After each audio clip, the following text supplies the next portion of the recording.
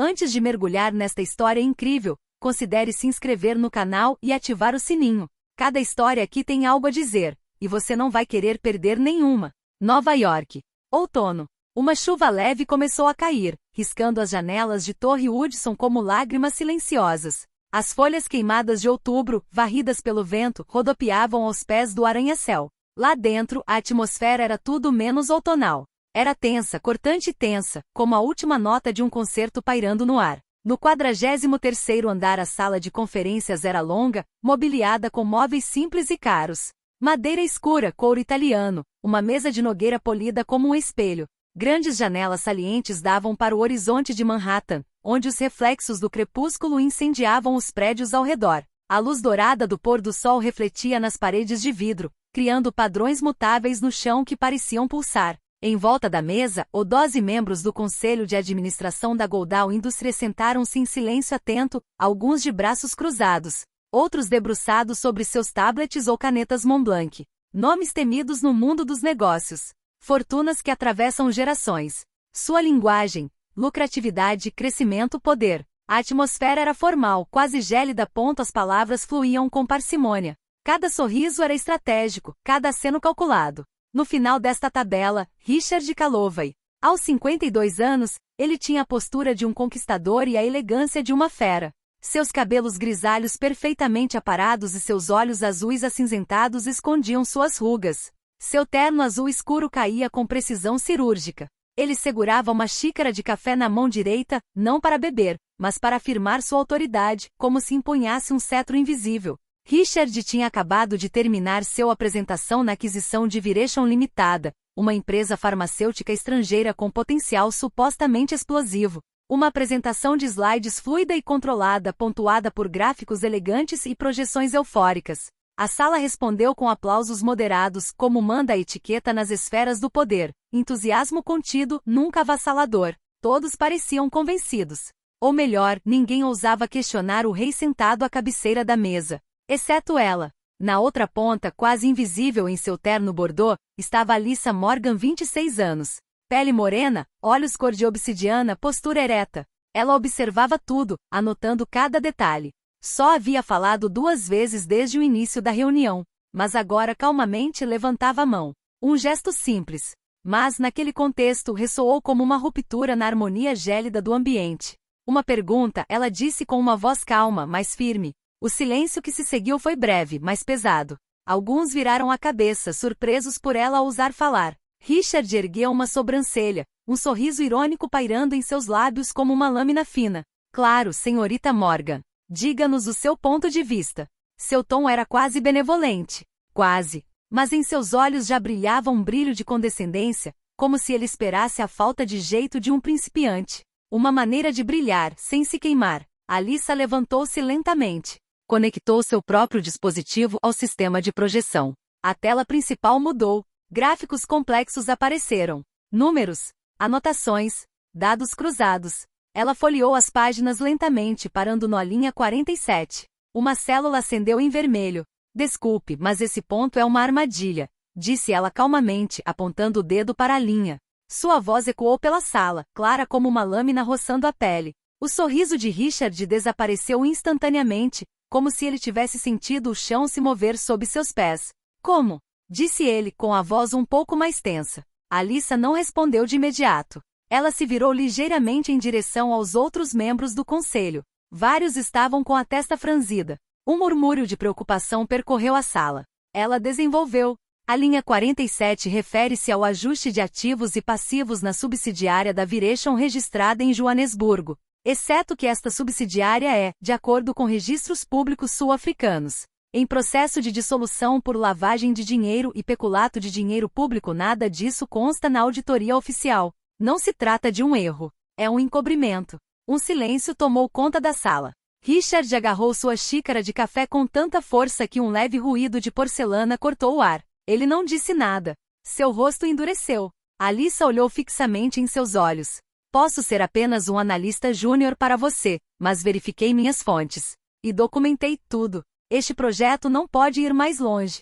A menos que você queira arrastar todo o conselho para cumplicidade em fraude internacional. Foi dito. A sala congelou. Explique-se, Richard perguntou bruscamente com os dentes cerrados, o olhar fixo em Alyssa com a frieza de um homem que sente seu controle escapar. A sala congelou. Alyssa levantou-se lentamente sem pressa. Alisou o vinco do casaco bordô, respirou fundo e olhou calmamente para os membros do conselho, um por um, como se fossem jurados e ela, uma advogada pronta para defender seu caso. Sua voz não tremeu. A empresa que você quer comprar, a Viration Limitada, está em processo de dissolução na África do Sul por lavagem de dinheiro. Está escrito em preto e branco nos registros financeiros do Tribunal Distrital de Gauteng, arquivado sob o número de processo B3471. Você sabe disso. E no entanto, ela deu um passo em direção à tela. Um gráfico ainda piscava, linha 47. Ela apontou para uma nota de rodapé. Você optou por camuflar isso em uma nota de rodapé, renomeando o assunto simplesmente como oportunidade estratégica vinculada a riscos emergentes. Sua voz endureceu. Isso é fraude. Não é apenas arriscado. É ilegal. Um suspiro de surpresa, quase um suspiro coletivo, percorreu a sala. O diretor jurídico Martin Clad, um homem normalmente impassível, ficou lívido. Suas mãos tremiam levemente enquanto ele digitava nervosamente na tela sensível ao toque. Outro membro do conselho trocou um olhar preocupado com seu vizinho. Mas Richard, ele não se mexeu. Sentou-se lentamente em sua cadeira de couro preto, com os cotovelos apoiados na mesa e os dedos entrelaçados sob o queixo. Você está insinuando que eu menti intencionalmente para o conselho? Ele perguntou com uma voz fria. Alyssa não piscou. Não, ela respondeu. Ela fez uma pausa. Um tremor percorreu a sala. Eu afirmo que você construiu uma fachada deliberadamente. E eu tenho a prova. Um silêncio profundo, como um abismo, abriu-se entre os dois cantos da sala. Não havia mais farfalhar de papel. Não havia mais cliques de caneta. Nem uma única respiração visível. Então, com um movimento repentino, Richard caiu na gargalhada. Uma risada seca, nervosa, quase histérica. Você acha que pode me derrotar com seus 2 meses de experiência, suas apresentações em PowerPoint e seu diploma de Yale emoldurado? Ele disse com um sorriso venenoso. Você acha que o conselho vai acreditar em você? Você é só um peão. Um detalhe. Você nem existe neste jogo. Alyssa não vacilou. Lentamente, ela puxou um clé USB, tirou uma moeda de prata do bolso interno do paletó e colocou-a à sua frente no centro da mesa. O pequeno objeto de metal parecia brilhar à luz dourada do teto como uma arma carregada. Não, ela respondeu. Mas o procurador-geral do estado vai acreditar em mim. Um longo tremor percorreu a sala. As palavras pairaram no ar como uma faca. Richard empalideceu, mas se forçou a sorrir. Ainda assim, uma gota de suor escorreu lentamente de sua têmpora para o maxilar, pois ele entendeu. Alyssa não estava lá por acaso. Ela não era qualquer uma. Ela não era a jovem recruta ambiciosa que ele olhou com um meio sorriso na primeira entrevista. Era o resultado de anos de silêncio, dor, trabalho duro, noites sem dormir estudando as falhas do sistema. Uma rachadura imperceptível que se tornará uma falha gritante sob seus pés. Ela era a filha de Derek Morgan, um nome que Richard não ouvia desde 15 anos, mas que ele nunca esqueceu. Derek, o sindicalista durão de Newark. Aquele que se opôs ao seu projeto imobiliário na zona norte da cidade. Aquele que ousou denunciar os subornos pagos às autoridades locais para destruir um bairro da classe trabalhadora sob o pretexto de renovação urbana. Richard havia vencido a luta. Oficialmente, o prédio havia sido construído. Os contratos haviam sido assinados. Mas nos bastidores, um homem havia perdido tudo: seu trabalho, sua casa, sua dignidade. 1 ano depois, Derek foi encontrado morto em casa, vítima de um ataque cardíaco. Sua viúva, Graça, criaram a filha sozinhas em um bairro devastado pela pobreza e promessas quebradas. E aqui estava aquela garota hoje, certa, inabalável. Alyssa olhou-o diretamente nos olhos. Seu olhar não era o de uma criança ferida. Era o de uma mulher moldada pela injustiça, armada pela memória e carregada por uma fé inabalável no que é verdade. Ela não falou pelo pai. Ela falou por todos aqueles que Richard Kalova esmagou em nome da ambição e do poder. E ela conclui, com uma lentidão quase solene. Não vim aqui para me vingar. Vim aqui para dizer que seu tempo acabou. Houve silêncio uma última vez. Então, uma das conselheiras, uma mulher que até então estava em silêncio, apertou lentamente um botão. Martin, ela disse ao diretor jurídico, quero que esta reunião seja suspensa imediatamente. E que tudo que ela acabou de dizer seja verificado, palavra por palavra. E pela primeira vez em 15 anos, Richard Kalova sentiu medo. Medo de verdade. Nos dias seguintes, o caso explodiu como uma detonação na mídia. A CNN abriu seu noticiário noturno com o rosto de Richard Kalovay, antes considerado um gênio financeiro, agora associado à palavra fraude.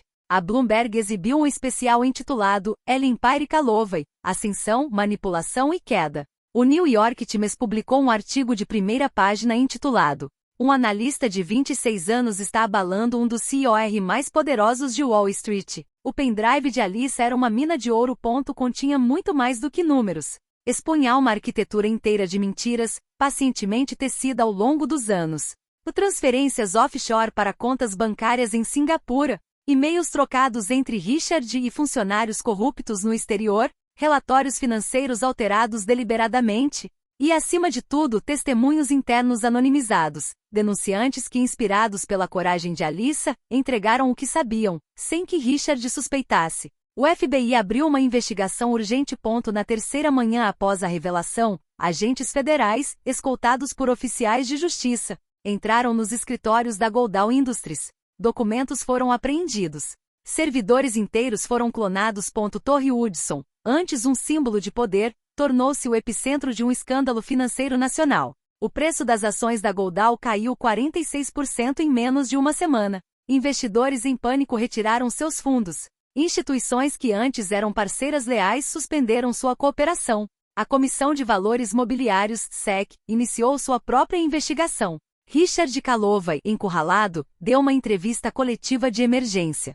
Seu rosto, tantas vezes confiante, desta vez parecia abatido, quase envelhecido. Ele anunciou sua renúncia imediata, alegando pressão irracional e rumores maliciosos, mas o estrago já estava feito. O Procurador-Geral do Estado de Nova York anunciou formalmente acusações por item, fraude fiscal, falsificação de documentos contábeis, manipulação de mercado e obstrução da justiça. Alguns membros do Conselho, tentando salvar suas carreiras, alegaram ignorância. Outros defenderam Richard, descrevendo-o como um visionário incompreendido. Mas, diante das evidências coletadas metodicamente, suas palavras caíram como peças de dominó na areia. Alyssa recusou várias ofertas. Multinacionais lhe ofereceram cargos de 7 dígitos. Fundos de investimento lhe ofereceram ações. Até uma empresa do Vale do Silício tentou recrutá-la como diretora de ética. Mas ela tinha outros planos. Poucos meses depois, num loft reformado no Brooklyn, ela fundou o Pináculo da Verdade, uma empresa independente de consultoria e investigação especializada em conformidade ética, transparência financeira e formação de jovens analistas envolvidos. TruthSpire não era apenas uma empresa, era um movimento. Centenas de estudantes de Harvard, Columbia e Wharton se inscreveram. ONGs colaboraram com ela. Governos locais começaram a consultá-la sobre práticas de governança ética. O time dele? Uma geração de jovens brilhantes, diversos e honestos que não viam os negócios como uma ferramenta de dominação, mas sim como uma alavanca para a transformação social. Pouco depois do lançamento do TruthSpire, Oprah Winfrey entra em contato com ela. A entrevista, transmitida em mais de 80 países, causou sensação. Sentada em frente a Oprah, Alyssa falou sobre seu pai, Derek Morgan, de sua mãe Graça, do modesto apartamento em Newark, onde aprenderá a ler com os livros usados que sua mãe colecionava na biblioteca pública. Ela falou de seus anos em Yale, onde se sentiu invisível nos auditórios da Ivy League, e falou sobretudo do dia em que percebeu que a verdade não é suficiente se não for dita alta, direta e claramente. Oprah a apelidou de a nova consciência do mundo dos negócios. Todas as manhãs, Alyssa passava a Torre Hudson, o edifício onde tudo mudou. Ela olhou para as janelas escuras do 43º andar. Ela não sorria por triunfo, não por orgulho, mas por dignidade. Porque ela sabia que o que havia conquistado naquele dia não era um simples ato de coragem. Era justiça atrasada. Uma justiça silenciosa para todos os Derek Morgans deste país. Para todos aqueles que os poderosos esmagam nas margens de relatórios e decisões opacas. Alyssa Morgan provou que a verdade pode esperar, mas que nunca se dobre.